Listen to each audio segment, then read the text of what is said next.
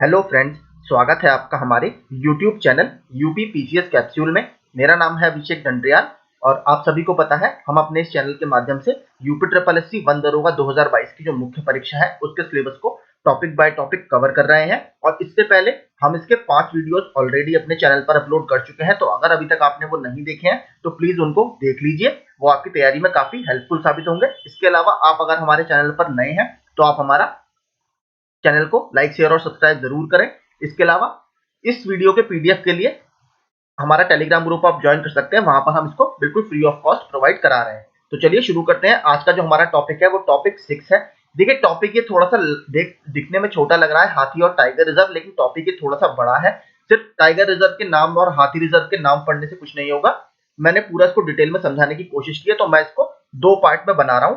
आज हम पहला पार्ट डिस्कस कर रहे हैं जिसमें हम हाथी रिजर्व की बात करेंगे या एलिफेंट, ठीक है, एलिफेंट रिजर्व की हम इसमें बात करने वाले हैं। और इसमें हम सारी चीजें देखेंगे कि एक्चुअल में हाथियों के कितने प्रकार हैं, जैसे अफ्रीकन हाथी है और एशियाई हाथी है, दोनों में क्या अंतर है, भारत सरकार की तरफ से इसमें क्या इनिशिएटिव लिए गए हैं इनके संरक्षण के लिए, और अंतरराष्ट्रीय स्तर पर इसमें क्या इनिशिएटिव इनके संरक्षण के लिए लिए गए हैं, उन सारी बातें हम करेंगे। और करंट से संबंधित कुछ फैक्ट्स भी मैं आपको इसमें बताऊंगा। तो चलिए कोई समय व्यर्थ ना करते हुए शुरू करते हैं।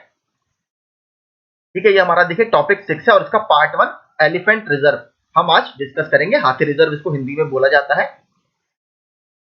जैव वैज्ञानिक दृष्टि से हाथी एलिफेंटिडी परिवार या फैमिली, ठीक है, वह प्रोबोसीडिया क्रम ऑर्डर का जानवर है जो कि पृथ्वी पर विचरण करने वाला सबसे बड़ा विशालकाय स्तनधारी है। तो एक फैक्ट आपका ये हो गया, जो हाथी है हमारे वो पृथ्वी पर विचरण करने वाले सबसे विशालकाय स्तनधारी है।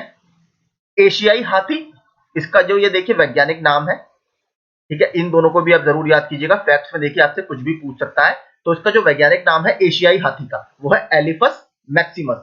वह अफ्रीकी हाथी जो इसकी दूसरी प्रजाति है उसका क्या नाम होता है, वैज्ञानिक नाम लॉक्सोडोंटा अफ्रीकाना। ठीक है, इस नाम की इसकी 2 प्रजातियां पाई जाती हैं। इनकी देखिए सब स्पेसीज भी या उप प्रजातियां भी पाई जाती हैं, वो हम नीचे देखेंगे।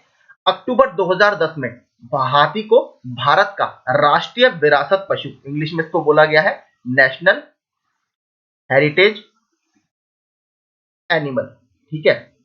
तो नेशनल हेरिटेज एनिमल हाथी को घोषित किया गया है कब, अक्टूबर 2010 में। इसके अलावा मैं आपको एक फैक्ट और बता देता हूं, एक एग्जाम में पूछा गया था वर्ल्ड एलिफेंट डे, ठीक है, वर्ल्ड एलिफेंट डे आपका कब मनाया जाता है, तो वर्ल्ड एलिफेंट डे आपका 12 अगस्त को हर साल मनाया जाता है। ठीक है, तो एक फैक्ट आपका ये हो गया। अब देखते हैं हाथियों से संबंधित कुछ प्रमुख तथ्य। भारत में हाथियों के वर्तमान आंकड़े 2007 की हाथी जनगणना के अनुसार ये डेटा है, उसके बाद कोई जनगणना भी नहीं हुई है। तो भारत में लगभग 27,000 एशियाई हाथियों का घर है। याद रखिएगा एशियाई हाथी, अफ्रीकन हाथी नहीं पाए जाते, जो विश्व की हाथी की प्रजातियों में सबसे बड़ी आबादी है। हाथी जनगणना 2017 के अनुसार कर्नाटक में हाथियों की संख्या सबसे अधिक है, जो है लगभग 6,049, और इसके बाद असम में 5,719 और केरल में 3,054 हाथी पाए जाते हैं। इसका स्थान है, तो पहले नंबर पर हमारा कर्नाटक है, दूसरे पर असम है और तीसरे पर हमारा केरल है। ठीक है, मैं आपको ऊपर बता चुका हूं 2 हाथियों की प्रजातियां होती हैं। तो अब उसमें पहले हम एशियाई हाथी के बारे में देखते हैं। एशियाई हाथी की 3 उप प्रजातियां हैं। पहला भारतीय, जो भारतीय उपमहाद्वीप में पाया जाता है। दूसरा सुमात्रन, ठीक है, जो जावा और सुमात्रा आपने सुना होगा, ठीक है, ये प्रजाति उसके और उसके आसपास के क्षेत्रों में पाई जाती है, लेकिन ये एशियाई हाथी के ही प्रकार हैं, तथा श्रीलंकन हाथी, ठीक है, ये 3 एशियाई हाथी की उप प्रजातियां हैं। भारतीय उप प्रजाति सर्वाधिक विस्तृत क्षेत्र में पाई जाती है। जो इंडियन एलिफेंट है, इंडियन एशियन एलिफेंट है, वो सबसे ज्यादा बड़े एरिया में इन तीनों प्रजातियों में से पाया जाता है। हाथियों के झुंड का नेतृत्व सबसे पुरानी और बड़ी मादा सदस्य, याद रखिएगा मादा सदस्य, ठीक है, इसमें मेल जो होता है वो लीडर नहीं होता। हाथियों के झुंड का जो लीडर होता है वो सबसे पुरानी या सबसे ओल्ड जो फीमेल एलिफेंट होती है वो इसका नेतृत्व करती है, यानी झुंड की माता द्वारा किया जाता है। और देखिए ये प्रश्न आपका यूपीएससी 2020 में भी पूछा जा चुका है। ये 3 से 4 उन्होंने फैक्ट पूछे थे, जैसे कि यूपीएससी में प्रश्न आते हैं, मैंने नीचे लिखा भी है। ठीक है, इस झुंड में नर हाथी की सभी संतानें, नर और मादा यानी मेल और फीमेल जो भी उनके बच्चे होते हैं वो शामिल होते हैं। हाथियों में सभी स्तनधारियों की सबसे लंबी गर्भकालीन यानी उनकी जो गर्भावस्था होती है, जैसे मनुष्य में 9 महीने की होती है फीमेल में, ठीक है, उसी तरह इसमें आप देखेंगे लगभग 680 दिनों यानी 22 महीने तक ये चलती है। और यही फैक्ट भी 2020 में यूपीएससी में पूछा गया। 14 से 45 वर्ष के बीच की मादा हाथी लगभग हर 4 साल में बच्चे को जन्म दे सकती है, जबकि औसत जन्म अंतराल 52 साल की उम्र में 5 साल और 60 साल की उम्र में 6 साल तक बढ़ जाता है। और अगर हम ग्लोबल पॉपुलेशन की बात करें एशियाई हाथियों की, जो कि भारत, श्रीलंका, जावा, सुमात्रा में सब मिलाकर टोटल 20 से 40 हजार इनकी पॉपुलेशन बताई जाती है या जनसंख्या। अब बात करते हैं इनका स्टेटस क्या है या इनकी सुरक्षा की स्थिति अभी क्या है। अगर हम बात करें IUCN की लाल सूची, जो हमारी रेड डेटा बुक आती है international union for conservation of nature की, इसमें इसको संकटग्रस्त की श्रेणी में रखा गया है। अगर हम बात करते हैं वन्यजीव संरक्षण अधिनियम 1972 में, तो उसकी अनुसूची प्रथम में इसको जगह दी गई है, जो कि सबसे ज्यादा प्रोटेक्टेड सूची मानी जाती है, ठीक है। उसके अलावा साइट्स यानी convention on international trade in endangered species के पहले परिशिष्ट में हमारे एशियाई हाथियों को जगह दी गई। तो देखिए सबसे ज्यादा ग्रेटेस्ट प्रोटेक्शन इनको दिया गया है वाइल्ड लाइफ प्रोटेक्शन एक्ट में भी और साइट्स में भी। अब हम बात करते हैं हाथियों की दूसरी प्रजाति की, जो है अफ्रीकन हाथी, ठीक है। अफ्रीकी हाथियों की 2 उप प्रजातियां हैं, जैसे एशियाई हाथी की 3 है, यहाँ पर 2 उप प्रजातियां हैं। पहला है सवाना या झाड़ी हाथी और दूसरा है वन हाथी, ठीक है। सवाना आपने घास के मैदान सुना होगा, ठीक है, जो कि अफ्रीका में पाए जाते हैं सवाना घास के मैदान, ये हमारे ट्रॉपिकल ग्रासलैंड होते हैं।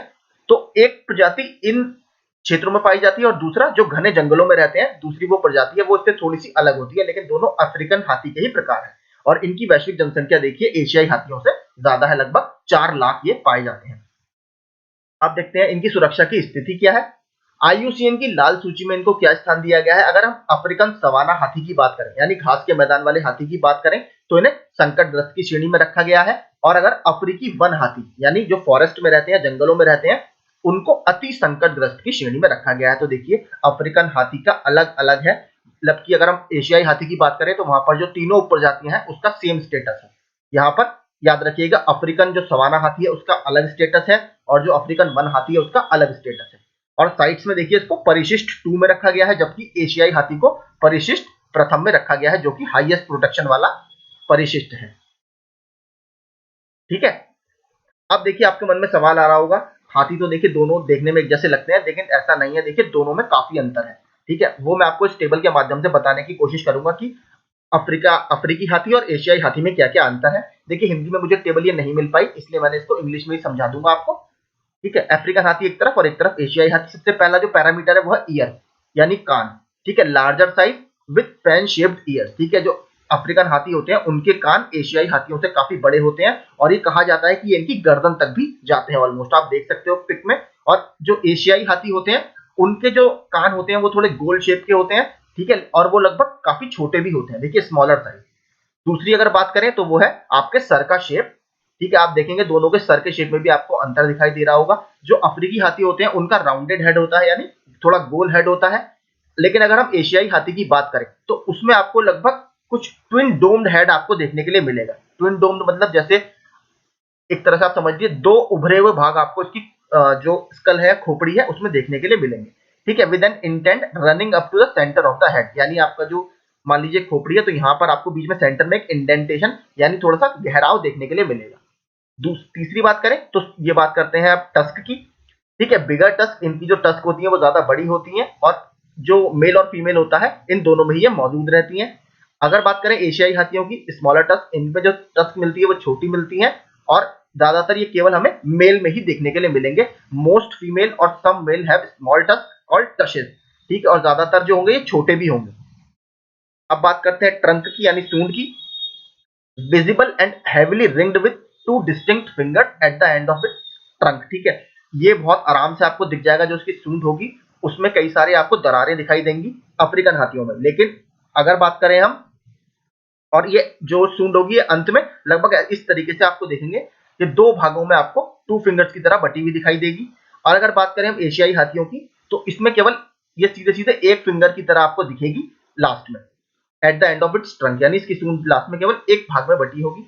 स्किन टेक्सचर की बात करें तो इसमें जो होगा वो रिंकल स्किन होगी, बहुत ज्यादा दरारें आपको अफ्रीकी हाथी के बॉडी में दिखाई देंगी, लेकिन जो एशियाई हाथी होता है उसकी स्किन जो होती है वो काफी स्मूथ होती है। ठीक है, बाकी डिस्ट्रीब्यूशन मैं आपको बता चुका हूँ, ये अफ्रीका के क्षेत्रों में ज्यादातर पाए जाते हैं और ये भारत, श्रीलंका, जावा, सुमात्रा आदि में पाए जाते हैं।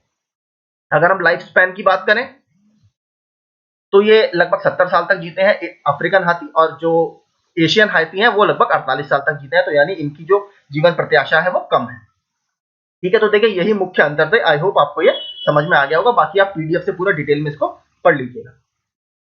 अब हम बात करते हैं कि आखिर भारत सरकार जो है इतने सारे इनिशिएटिव क्यों चला रही है राष्ट्रीय स्तर पर और अंतर्राष्ट्रीय स्तर पर, क्योंकि देखिए हाथियों की जो जनसंख्या है उसमें काफी खतरा है। मैं आपको अगर एक डेटा बताऊं तो 2014 से 2019 के मध्य तक, सॉरी 2019 के मध्य तक लगभग 403 हाथियों की मौत हुई। ठीक है, जो कि काफी बड़ी एक संख्या है।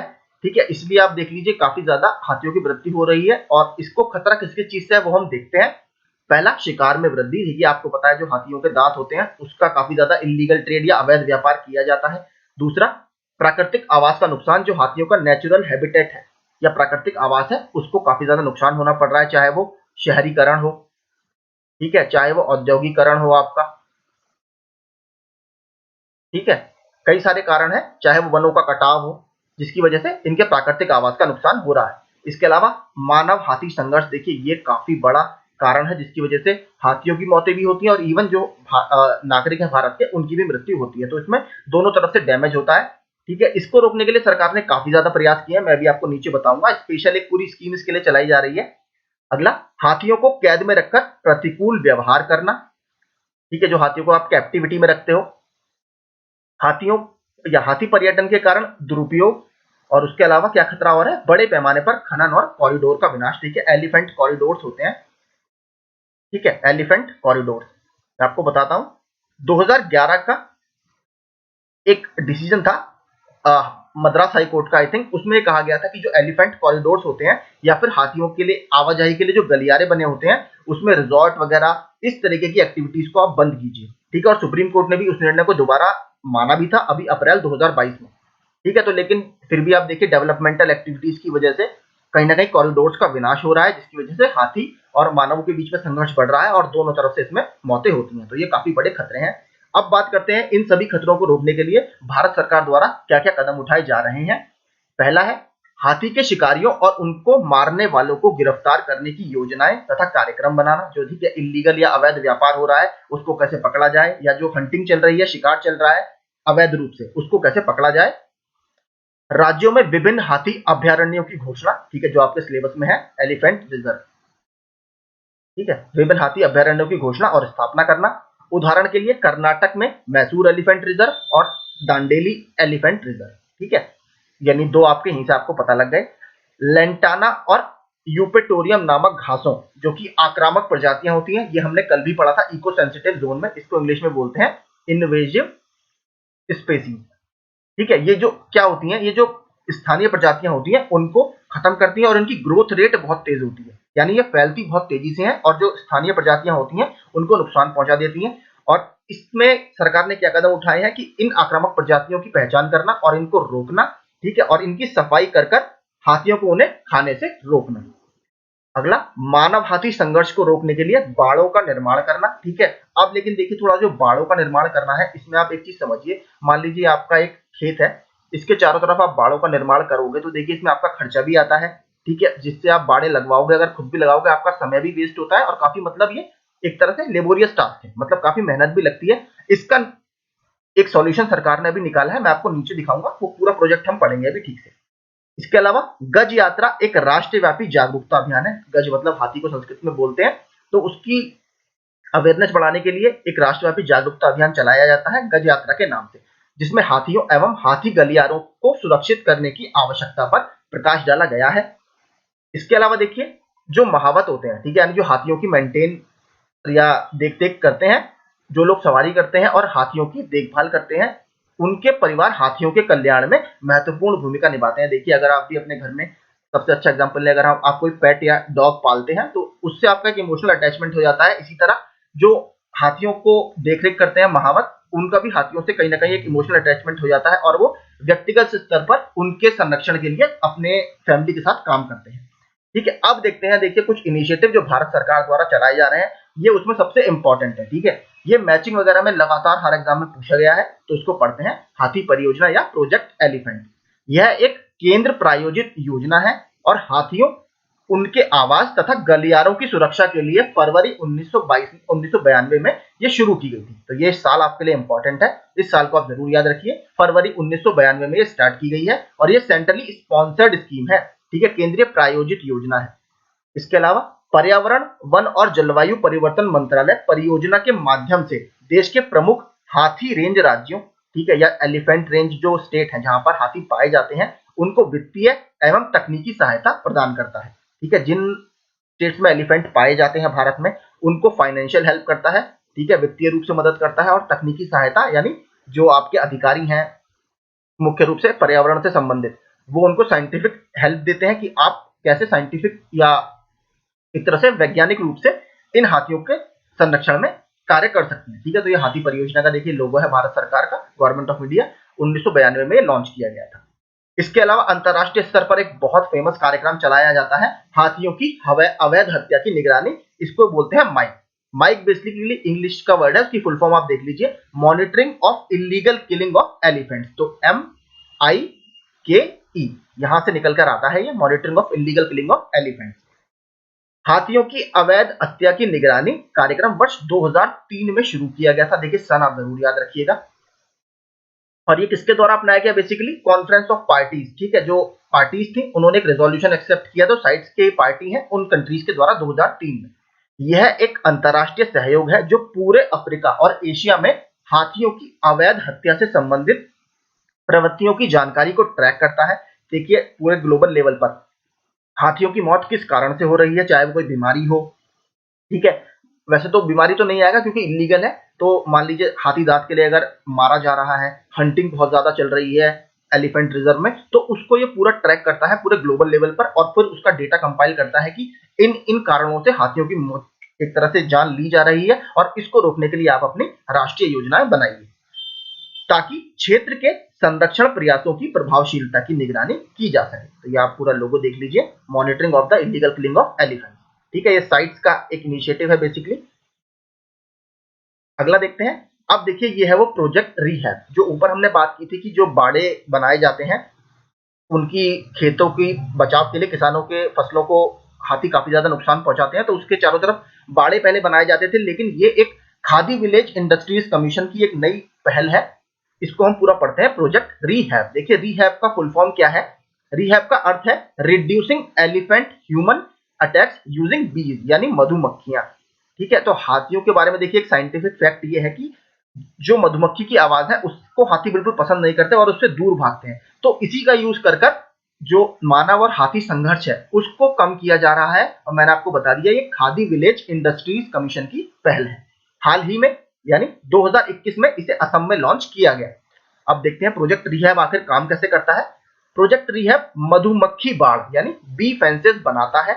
इन बाड़ों में मधुमक्खियां मानव बस्तियों में हाथी के हमलों को विफल करती हैं। वे हाथियों को बिना नुकसान पहुंचाए रोकती हैं। बाड़ लगाने या खाई खोदने की तुलना में यह अत्यधिक लागत प्रभावी है। मैंने आपको ऊपर बताया था, उसमें देखिए पैसे भी आपके लगते हैं। अगर आप किसी और से खुदवाएंगे बाड़, अगर खुद भी खोदेंगे तो भी आपका समय काफी उसमें जाता है और यह आपकी काफी कॉस्ट इफेक्टिव टेक्निक है रीहैब। साथ ही यह प्रोजेक्ट शहद का उत्पादन बढ़ाता है। आप देखिए कितना अच्छा, इसके डबल बेनिफिट्स हैं। पहला तो ये हाथियों को आपके खेतों में आने से रोक रहा है, यानी आपकी फसल को वैसे ही बचा रहा है, और जो आप मधुमक्खियों की बाड़ लगा रहे हैं उससे जो शहद बन रहा है उसका भी यूज आप उसको मार्केट में बेचकर कर सकते हो, जिससे आपकी थोड़ी बहुत कमाई हो जाती है। यह उत्पादन शहद का उत्पादन बढ़ाता है और किसान की आय में वृद्धि करता है। इसके अलावा यह परियोजना वन आवरण को पुनर्जीवित करके जलवायु परिवर्तन के मुद्दों को हल करने में मदद करती है। और नीचे मैं आपको बता चुका हूं, प्रोजेक्ट रीहैब खादी ग्रामोद्योग आयोग, ठीक है, खादी और ग्रामोद्योग आयोग यानी खादी विलेज इंडस्ट्रीज कमीशन द्वारा कार्यान्वित की जाती है। अब नीचे आप देख लीजिए कुछ इस तरीके के, देखिए ये होते हैं, ये इसका लोगो है प्रोजेक्ट रीहैब का, और इस तरीके के देखिए बाड़े, इसमें ये आपका खेत है पूरा, पीछे प्रोजेक्ट रीहैब आपको दिख रहा होगा, इसके अंदर मधुमक्खियां वगैरह होती हैं, ठीक है, जो आवाज करती हैं और जिसकी वजह से हाथी इन खेतों में नहीं आते। इसको पूरे आपके खेत के चारों तरफ लगाया जाता है और इससे आपका शहद का उत्पादन भी होता है, जिसको बेचकर आप कुछ कमाई कर सकते हैं। तो काफी अच्छा इनिशिएटिव है ये खादी विलेज इंडस्ट्रीज कमीशन का, और इससे कहीं ना कहीं जो मानव और हाथियों के बीच में संघर्ष है उसमें भी कमी आई है।